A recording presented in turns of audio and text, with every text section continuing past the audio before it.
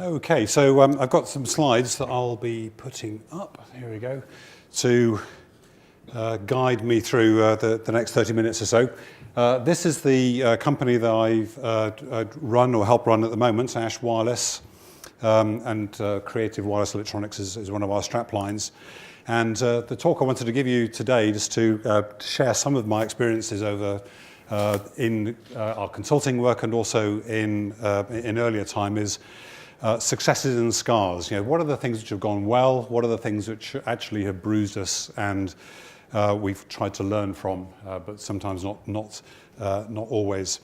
And one of the things that Ash Wireless does is help realize entrepreneurs' dreams by taking a journey through their own product development to get into kind of a marketable product.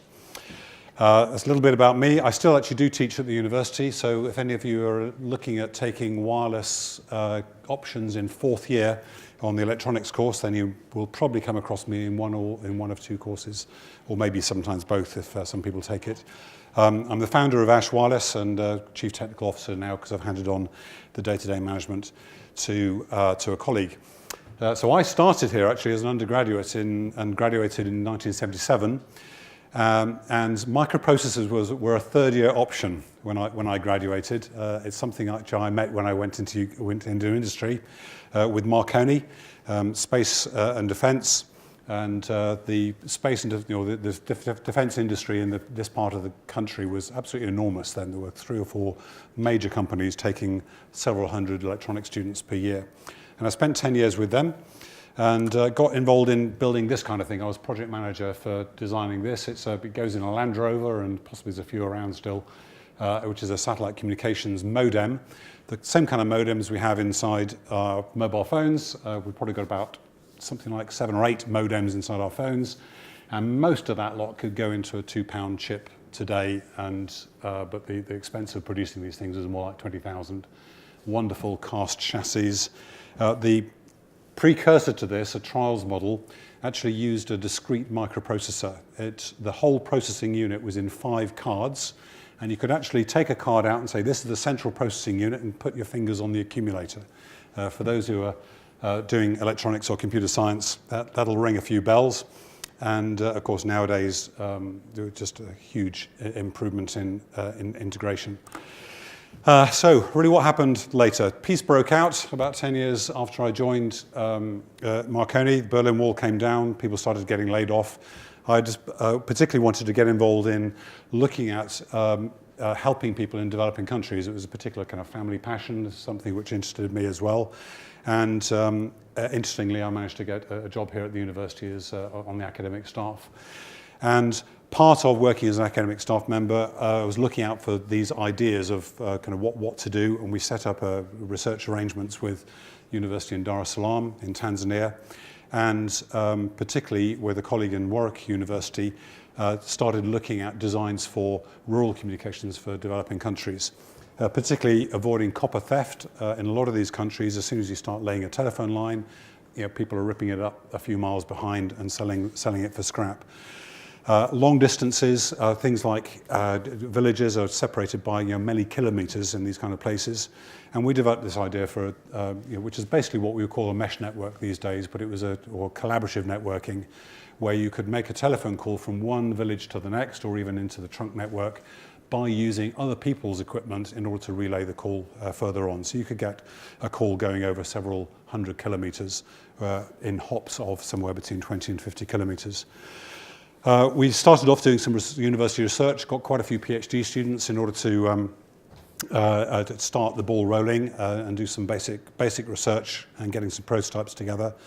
Found somebody really quite by chance who put in something like 50,000 initial investment to start getting an office and start getting some extra kit together. Then we managed to attract an angel investor, somebody from AstraZeneca who had just retired. And by a subscription arrangement came in and funded another $250,000. By that time, we were actually looking at, we were selling a few things, and we had a team of something like about 15 people, mostly engineers from this university. And then Marconi were on the lookout for new and interesting ideas, and ended up, after about a year in negotiations, managed to get £1 million investment from Marconi. Then a couple of years later, we were looking for some more investment to kind of really ramp up our production, having sold a couple of thousand of these units into Nigeria. And then 2001, the telecoms market crash, which happened roughly the same time as the dot-com crash, and all of the confidence went out of the market, and we heard one day, yeah, no, this investment that the CDC were going to give us was not going to happen. And by the end of the week, we had all kind of left our jobs, really. And I knew I was either going to go back to full-time academic life or do something I felt would be more interesting. So a few things happened as a result of that. I'll just actually show you some pictures. This is actually what we were looking at. I mean, it's big and bulky. This is kind of a motorcycle kind of battery in the bottom. So this whole unit is about this high. Modularized. It looks very boxy. It was meant to be boxy and easy and cheap to build, but in a lot of places, kind of a chief of a local area would, in the trials net, would say, right, I want one of these, and we would find these put up above what we would have as being the mantelpiece. It's this kind of this. I'm really proud of this. So there'll be a couple of telephones attached to this, standard telephones, and the box then going up to the aerials above the roof, and obviously some equipment to cart things around there. What happened as a result of this? Unbeknown to us, GSM really just through the huge coverage in Europe and then America and the Far East became very, very low cost. And today, some fantastic statistic in terms of people in rural Africa have a mobile phone. I'm not sure what the statistic is, but it's really quite large, kind of 30-40% or something. They use these feature phones, which will be recharged once every 1 or 2 weeks. And of course, people like Bluepoint, who is one of the organizations that Future Worlds is supporting this whole idea of mobile phones actually now being very common. So we left that, some really interesting stuff, quite a few careers launched, and Ash Wireless started up as a result of that. I have got one bit left over from that era. You're welcome to come and have a look at it, but this is the electronics module which goes into that big box there. Again, most of this could be put down into a couple of chips this size these days. But this is 25 years ago. So, okay, so and then on. Let's move on now a bit to what I'm sure a lot of you are interested in, which is why you're here, which is about how to develop products for sale. I'm constraining my talk to the kind of thing which Future Worlds is really eager to help and to promote, which is taking an idea into something which can then satisfy a need in the market. And what characterizes a product which can be sold? Well, first of all, obviously you need to have an idea, something which is novel in some way. It's got to be something that someone will buy. So, these are the kind of things I'm thinking when I hear about a soundbar. Who will buy this? What kind of need does it fulfill? But on top of that, it needs to be made to work and be designed effectively. It's got to be able to work over this specified temperature range. It needs to kind of work for a particular length of time. And it's got to be built for a low enough cost in order to be able to give you the margin and selling it at the right price to be able to fund the business and fund working capital for more production. And a crucial one, which is often lost, and quite a few of our customers that we work with haven't got this quite right. It needs to be through a distribution channel which can be easily managed.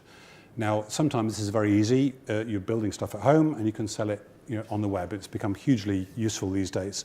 Or shops or distributors of specialized projects and products. End users, we might go to a large company and say, look, here's my product. You be the exclusive distributor for this. It's a very popular route. Or even large customers, kind of working into maybe a utility company, if one can do that. But there needs to be a distribution channel and it needs to be able to work. And these are the kind of Dragon's Den key issues that those guys in the front will be asking. So, is it something that people will buy? Can it be made? Can you make money out of it? Can it be sold effectively? So these are the kind of things we talk about when we start looking with people to do our development consulting. There are a variety of different ways to get a product out there. Some popular routes really is to have a bright idea, to do a proof of concept, get it working. You can do that either as part of a university kind of studentship or in the evenings, and then try and get out and license it to some other company who will then invest in it and take it on. Very interesting approach, and in a lot of sense, it's apart from the hard work of getting out and licensing it in the first place, it can actually be much less of a pain, so you can then go and concentrate on something else. And I know that Ruben, for instance, has kind of used that kind of route a few times. Or to go it alone, just say, yeah, this is something I really want to do. I've got all the skills I need, or I can get hold of some friends and colleagues and family, and let's all muck in and get it done and get the design produced to a particular point where some manufacturer can then go and take it into volume. It's very hard work to do that. It's slow because normally you've got to be able to have a day job at the same time as well. But it's a lowish development cost. It's our main competitor when we're talking to entrepreneurs. They say, "Whoa, that much? I could do it myself," but fine. But it might take 3 or 5 years to do it, and we could do it in one. So getting some help is the alternative. You might be missing skills. You might be saying, well, I'm great at computer science and computer design and doing apps, but really I need a product to be able to be working, and that needs to be produced, and maybe it's got some wireless stuff in it, and I don't know about that. How is it going to be done? Or am I short of time? I can see an opportunity which has got a window of maybe 3 or 4 years. I know I can sell this product into that opportunity before something else comes along, or obsolescence comes along and takes its toll. So you might be short of time. But do you have some funds? Because if you need help, really that help needs to be paid. And this is the kind of the pool that Ash Wireless swims in. We journey with people to take them through the process. We get people ringing up or kind of sending us emails saying, I've been thinking, or I've done a prototype, or we've got so far with this particular contractor, but he wasn't any good, or it's not good enough, or we had some problems. And about, depending on which year it is, somewhere between 10 and 30% of Ash's business, we're working with entrepreneurs to do this kind of thing. It's a risky business for us, so we don't have the entire company doing that. The rest of it is other companies, large corporates, who we can guarantee some reasonable repeat business, and we don't have to be getting to know people all the time. We're basically therefore a service company. We've got some products, but they're not many. And we're here really to help people to realize their dreams. Got 12 engineers, plus some support staff. I haven't counted them up, but there must be something like 50 product developments since we started in 2001. So there's this kind of ever-growing bed of stories and of experience. We get out of bed to be creative. That's what turns most of our engineers on. And to journey with others. It really is an investment in our own emotions to be able to work with somebody and say, yeah, we really want to work with you, we want your product to be a success, and then we advise and create along with them. So what does that travel journey mean? Well, as it kind of goes down generally in this kind of arrangement, most people need some kind of a good definition. You need to work out what it is you're actually trying to sell. Even though you might have a prototype, sometimes you've got to think, well, I don't need this bit, or this bit's expensive, I'm going to take it off. So somewhere or other, one needs to have a definition of what we're going to be doing, and then a design to do it. Sometimes somebody comes along with a prototype, other times we just really have to work out how are we going to solve this problem, which we'll come on to in a minute, and what kind of design will solve that problem. Prototyping, getting a first start, either being a proof of concept or something that kind of demonstrates, well, this is actually what it's going to be looking like, and we can carry on or start again before we then design for production. By the time of designing for production, we need to really know that it can be sold, it can be made, it can be produced, we know what cost it's going to be, and we know how long it's going to take, and we know what the cost of all that process is. Often we don't know until that point, but that's at the point where the money really starts being spent, not only because of the amount of work we have to do in terms of software development and circuit design, but all the proving, the certification, the tooling really starts to mount up. Verifying that it works, does it work? Well, one can normally tell whether it works or not, but if you've got a complex system which may have hundreds of different modes, then they all need to be tested, maybe in conjunction with other things. Maybe it has to work with different systems. and it has to potentially work over temperature in different conditions of environment. And certification is almost always on the table for product development from a product safety point of view, or radio emissions, or if it's for particular areas like utilities, safety issues, or if you're flying it, avionics certification. There's one thing which I haven't got any slides to support, but I did want to mention, when we talk about prototype here, almost our very first customer, he said, I want to see a prototype.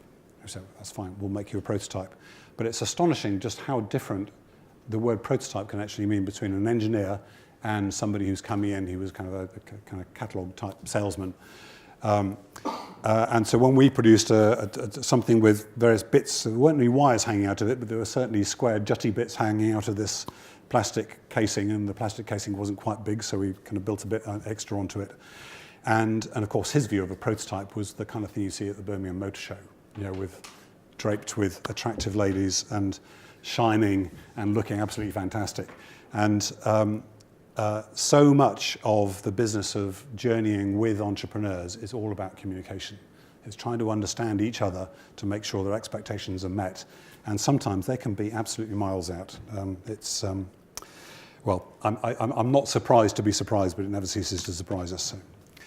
So I'd like to then take you on to through some of these journeys, some successes and some scars, and they're not mutually exclusive. We can have a successful project and come out pretty scarred as a result of it, either things which we've didn't spot, or just kind of painful issues with the clients. It's really interesting. I remember having some management training when I was with Marconi, and there was an exercise where somebody was describing a diagram, and somebody else, not facing each other, we were both sitting at seats, maybe at the end of the platform here, and it was a verbal description of what the diagram was, and the person at the other end was trying to write down what that diagram actually meant. And it was one of these useful little managerial exercises that just demonstrates how difficult communication is. If you have the diagram in front of you, because the diagrams were nothing like each other, if you have the diagram in front of you, that really helps you, but then it's a matter of interpretation of that diagram. And engineering, development engineering in particular, as long as one is expert at your job and are available to do the work, it's really down to communication. It's making sure that what you intend to happen actually ends up being produced. And therefore, product development has got, usually you're aiming for one successful outcome, but sometimes the development process is not completely successful, and you end up with a different outcome that you expected. But amongst all those successful outcomes are a countless number of unsuccessful outcomes. Just dropping down rabbit holes, not being able to manage to implement something. It's a whole area of managing that risk. And it's a bit faint here. Sometimes it's saying it's not what you know, it's who you know, which is certainly true. These days with the internet, you can actually find out about something very easily. And the watchword for us, with ever-increasing complexity in systems and what people want to do with products these days, is it's not what you know, it's knowing what you don't know. If you know you don't know something, you can usually go and find out. But if you don't know about it, that's where the traps are. And that's really our approach to risk management, is trying to work out, okay, what haven't we thought of? Let's go and talk to somebody, work out, this is what we're trying to do. What do you think? And they might say, well, have you thought about this? No, we haven't. It's a what we don't know. And that is a way of helping to make things successful. But often it's what you don't know, it catches you out in the end. So let's have a few journeys and a few success here. First of all, this is Child Angel. Child Angel is an interesting journey. We journeyed only part of the way with this particular company. The entrepreneur still works in wealth management, so he's kind of an accounting type, kind of financial advisor. Had an experience where he had lost his child in a shopping mall. Turned his back, son had run off, and of course there are various histories of terrible things happening with this. So he thought, I really want to kind of look at the possibility of a product where I can find out where my child is. And this is a bracelet which has got GPS location, Wi-Fi localization, and a mobile phone chip as well. So you can actually work out where somebody is. It's basically a tracking bracelet, but built for small people. And he had a very clear idea about what he wanted on the project. So it was a great thing that we had an early agreement on the goals, early agreement on how he was going to brand it, early de-risking of the design, because we had done something similar to this, not long before, so we knew we could do it fairly easily. And the client had the funds. He was kind of reasonably wealthy, passion, and good business experience. And then 2 years ago at CES, he was up with the DTI stand, and was swamped with people who were saying, and one person was saying, a group of guys came along and said, if you decide on the stand now, we will pay you X, £100,000 for this product and its brand name. And he was wise enough, I think, to hold out on that, because if you look up Child Angel now on their website, it's taken, they brought in Bosch and Intel, who were the main brand promoters on it. Completely new design, same product specification, but I think it was a kind of Indian group has designed it. So it looks quite different, but if you look hard on the website, you still see this picture, which has got our own design on it. And as an example, I think I can do something smart like this, which is, there we go. So this here is the circuit board we put onto that, and it's built on a flat flexi. So it all kind of winds up, and you can come and take a look at this later.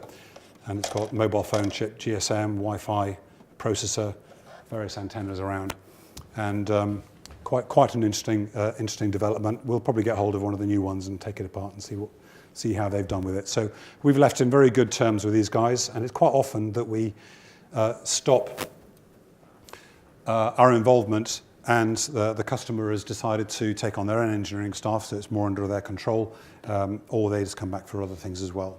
So that was a good thing for us. Cycle Alert. This is another one which is in operation in York. There's a few bits and pieces here you can come and take a look at later. I'll send some of these around, actually. It's a two-part cycle detection system for trucks. And the first we really heard of it was, I heard an interview today about a truck driver who had his life hugely affected because he had actually run over or trapped a cyclist whilst driving an HGV. And that's something which had affected him. It wasn't just, obviously, the person on the bike and the family. And an entrepreneur, reasonably, with good funds, we started quite a long process of really working out what is it to be done, how can you actually do this, how can you make something which can be screwed, bits can be screwed onto a truck which are battery powered. I'd like to get some of these back, but I'm not dreadfully. There we go. That's empty. And here's one up here as well. The little disc things are what the cyclist uses and straps onto the handlebars or the seat post. The Mars bar shaped thing is a few of those get screwed onto a truck, and they're a 10-year operational life without having to change the battery.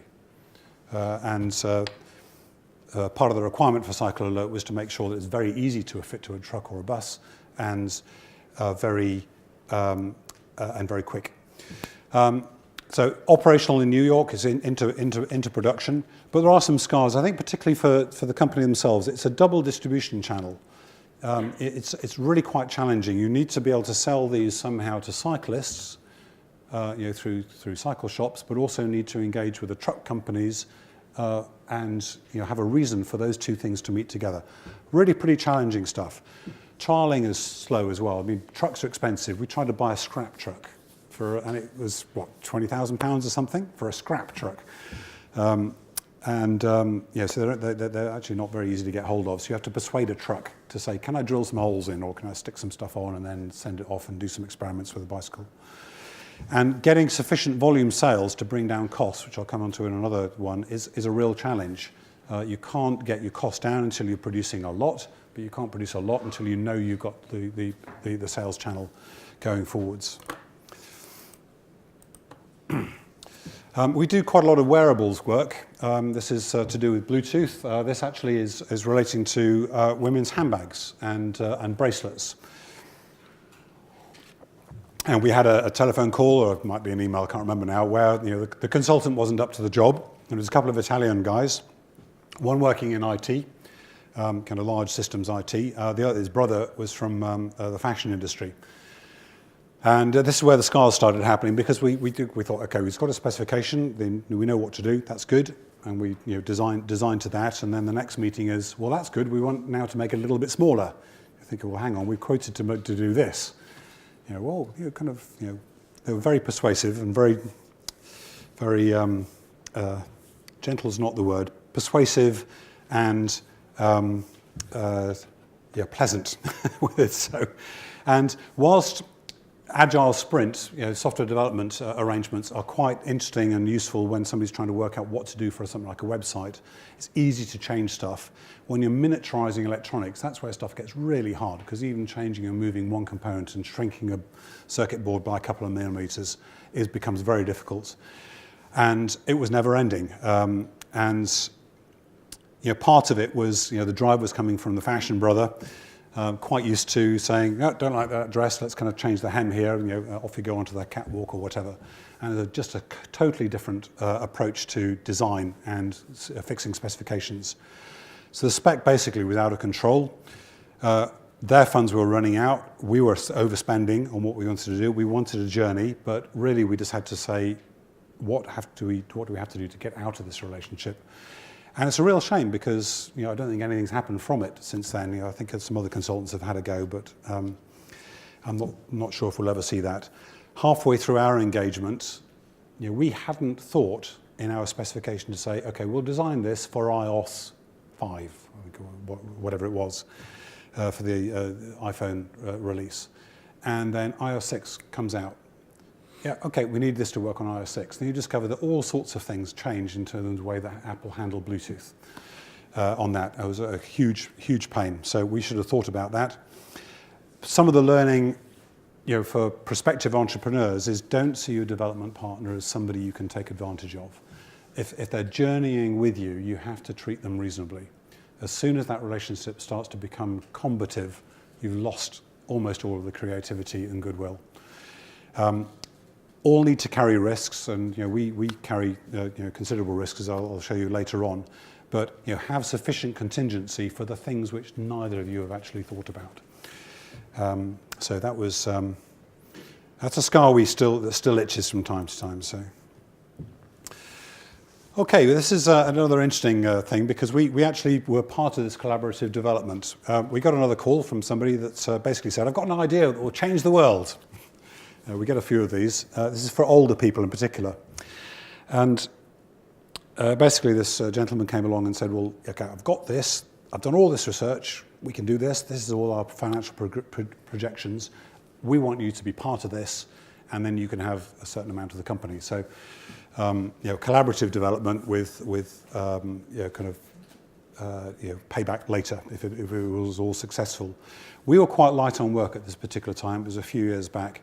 And we just saw it as an opportunity to say, well, what can we lose on this? And it was an opportunity for us to kind of get into, develop our skills in cellular technology, as well as journeying with this particular gentleman. The trouble was, he didn't have many funds, and we were spending our spare time effectively, and a very good intern who came on with us, now working full time.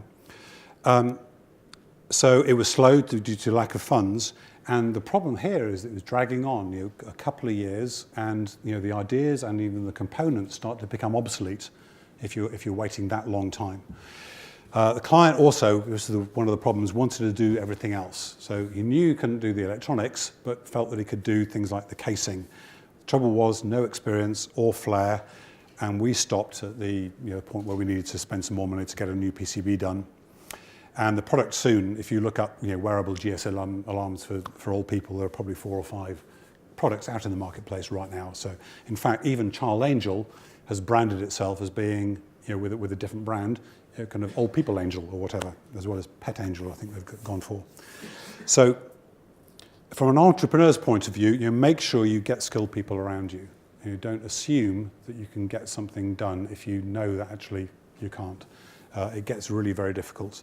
So we, for instance, don't deal at all in the product design, kind of the styling aspects of our work. So this is another thing to go around. This is actually one of our products, because it's got ash on it. These are empty scrap ones, so if you take a shine to it, then do take a look and hang on to it if you like. Fairly high density plastic, temperature sensor for substations. So it's got lots of interesting ways to hook it up and to mend to it.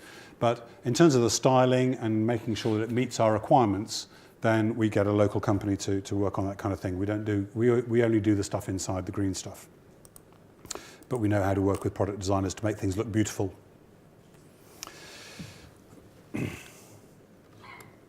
This is another scar which we occasionally think about.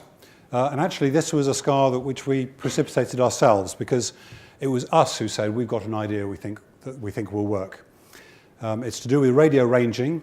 This is using radio signals to go across to a distant radio receiver. The distant radio receiver hears it, turns that message around, sends it back. You can work out, if you know what the turnaround time is, what the time of flight is, and then work out what the distance is. Sounds absolutely fantastic and easy. And we knew there were a few issues to be looked at, and managed to get a UK innovation grant with another entrepreneur company to provide a low-cost solution to this very tricky problem. We were talking with Dr. Reeve, Dr. Jeff Reeve in the electronics department, as well as a few others. He went off and managed a PhD on this whole subject on one of our earlier ideas. But this was an idea that worked well most times. Famously, we came off with a big distance problem. We were measuring 20 meters, and then it suddenly jumps to 40 in Portswood Rec, next to a wire fence. We go to our sponsor's office and have a completely different set of measurements because of a large building which was a couple of hundred yards outside his building. We've partway through all that innovation grant work, and to work out just what can we do, we learned an awful lot about signal estimation and just why you can't do this, and the exact reason why LoRa ranging, which some of you might be familiar with in terms of Internet of Things, they say, yeah, we've got ranging, but actually the accuracy is going to be about 1 kilometer, which is, how accurate is that for ranging in terms of knowing the distance between yourself and a base station. We understand that absolutely now, and there are still lots of people who say, yeah, we can do this. It's obvious you do it this way. So the result of this was a lot of money spent. We've learned a lot. It cost us a lot, and a disgruntled customer who also cost him a lot as well. And it still rankles with him because we work with him. So it's that tricky thing of actually trying to do research as a company trying to make money at the same time. And we thought there was something which was going to work, but it didn't. And we didn't understand what the risks really were going to be. Another scar. This is probably a scar. It is a scar for both of us on this one. You can actually look this up. The wireless Speedway goggles. This is Red Raven Speed View, I think it is. This is actually a prototype. So this is kind of the scale we're looking at. If you do Speedway, you end up with lots of mud on your face, basically. It's a tactic to stop people chasing you, is to spray their face with mud using a spinning back wheel.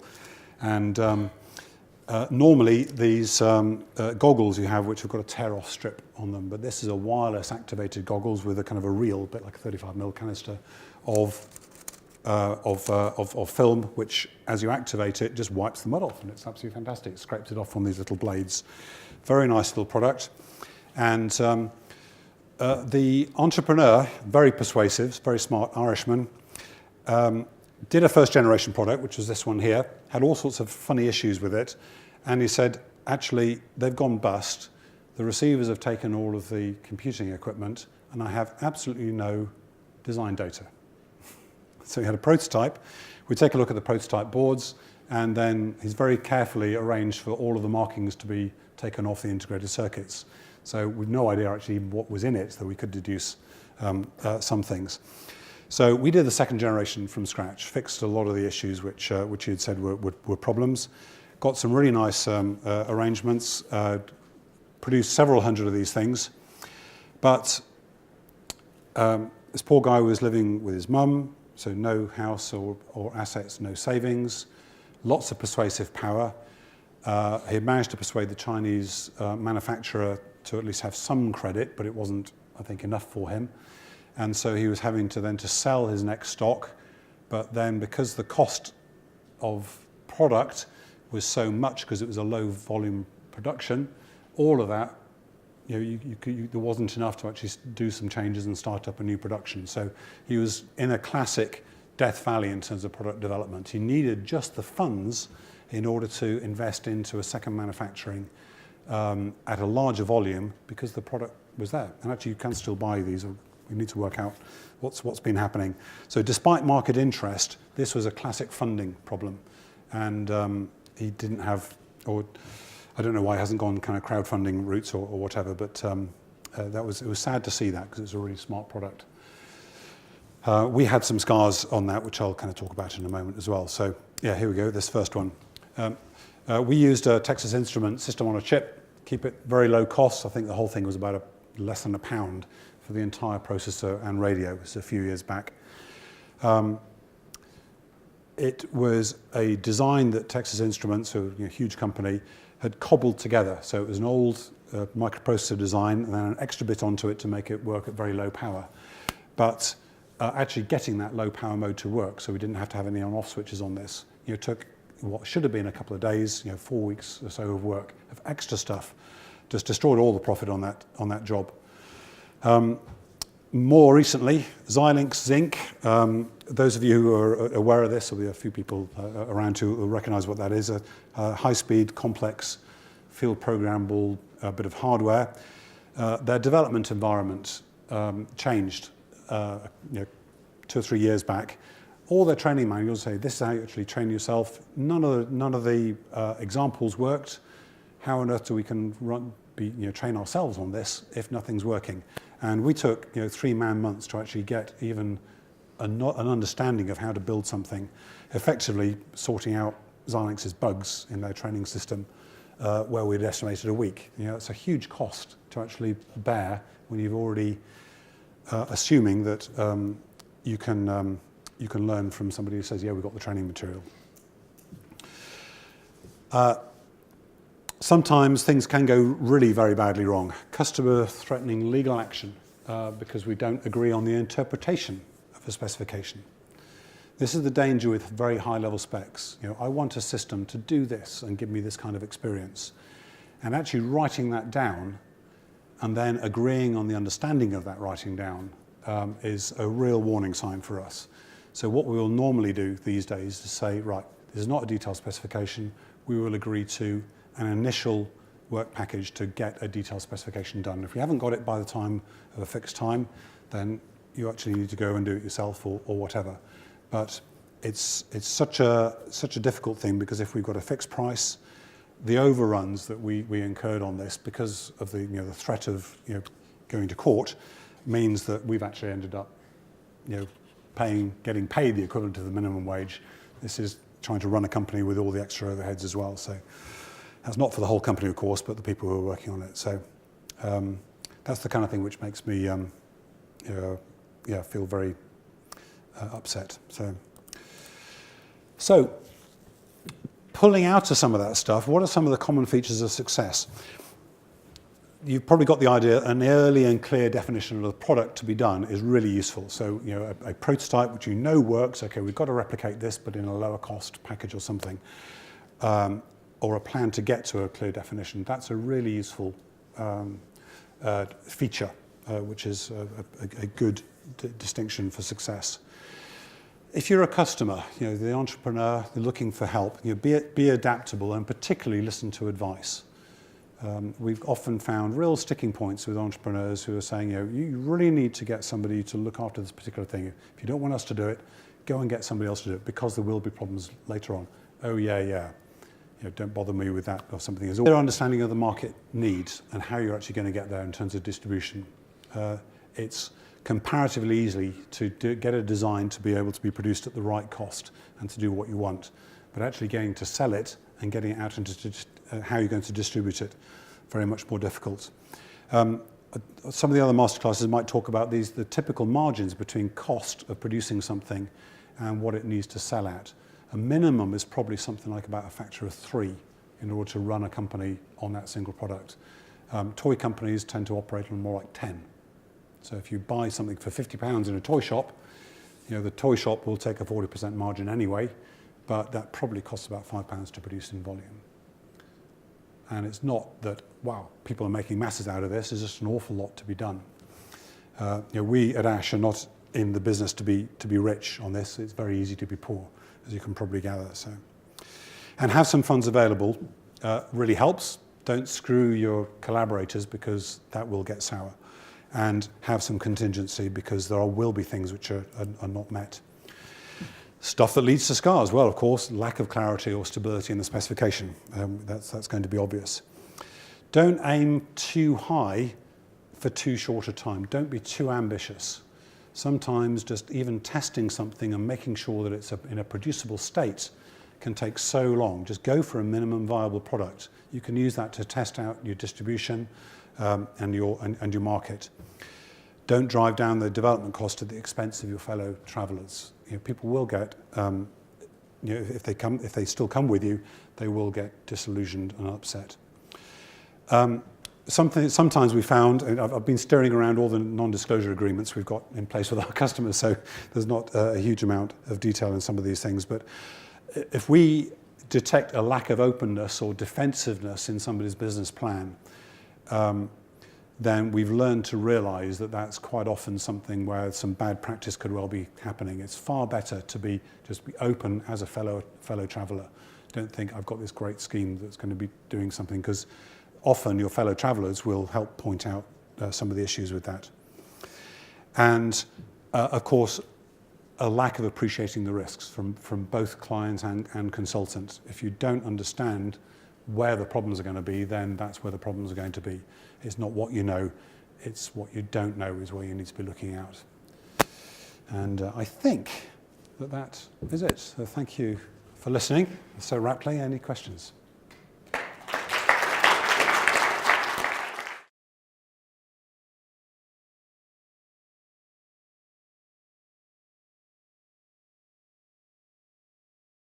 Okay, a big thing is really what cost it has to be. So sometimes you've got products which may be relatively low volume and high value and high, so all the cost is actually in the componentry, for instance. And without a doubt, we would go for local UK manufacturer, somebody where you could actually get down and go and see them and sort out a problem. Going offshore is great if you want to go low cost, high volume, and you've got the time to deal with the communication. It's amazing how long even transit time will go. The Chinese are actually very good at doing stuff, and we work with clients where they might have a batch of 10,000 devices to be manufactured. One of them is, for instance, this locator radio range radio detector device. You might be 2 months in preparing for a particular production run, especially if the design's changed. They might say, do a pilot, say, okay, you need to check this out.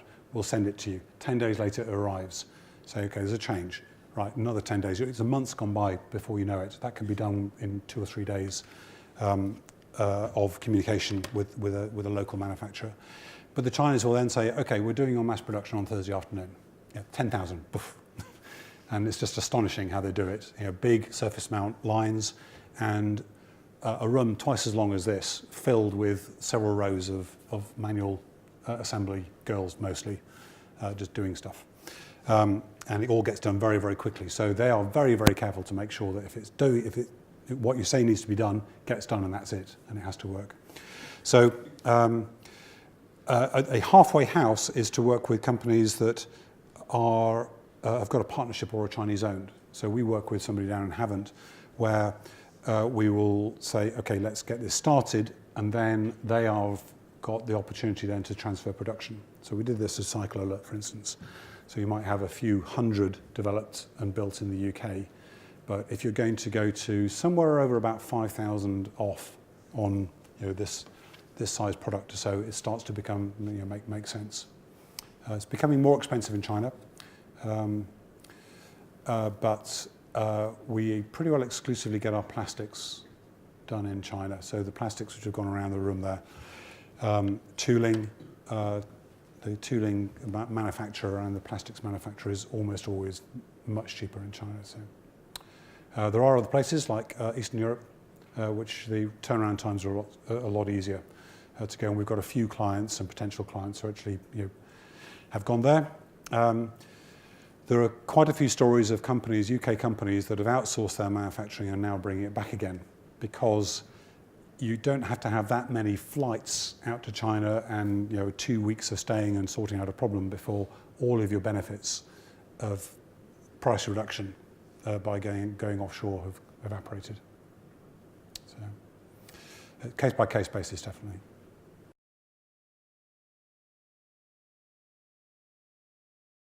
Well, one of the nice things about what we're doing is we're actually doing in quite a few fields. So if I were to choose for a next big thing, I mean, the Internet of Things has been rattling around as an idea. I mean, interestingly, the companion tag, 15 years ago when we developed it, there was a Swedish researcher who we saw a blog on, is saying, I think this might be the start of the Internet of Things. That was 15 years ago. So the Internet of Things has only been kind of headline news in the national dailies for a few years now. A huge amount happening there.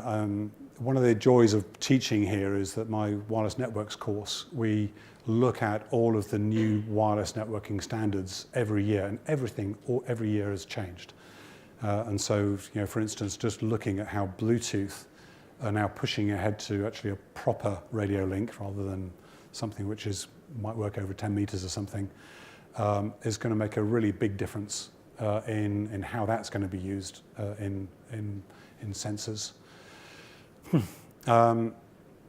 And the other big thing, I think, and which we're starting to work with, is what do you do with all this data? The need for model-based learning of huge amounts of data which is being gathered from sensors. People basically don't understand in industry at the moment. They think, I'm going to have all this data, I can do something with it. And of course, you just end up with piles of data you don't know what to do with. That will be a very, very big area, and we're starting to work in that.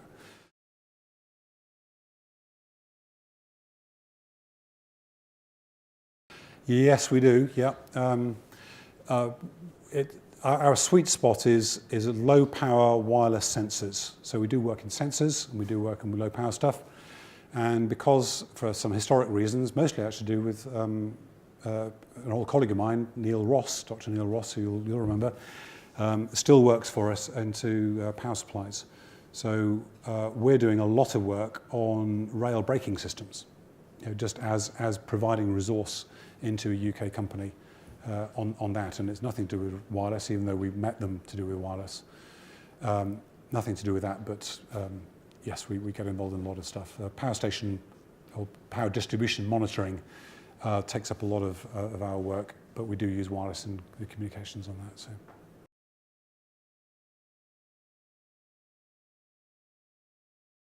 It's a little bit of both. It's mostly the second. The being methodical, because that's the way to keep the risks low.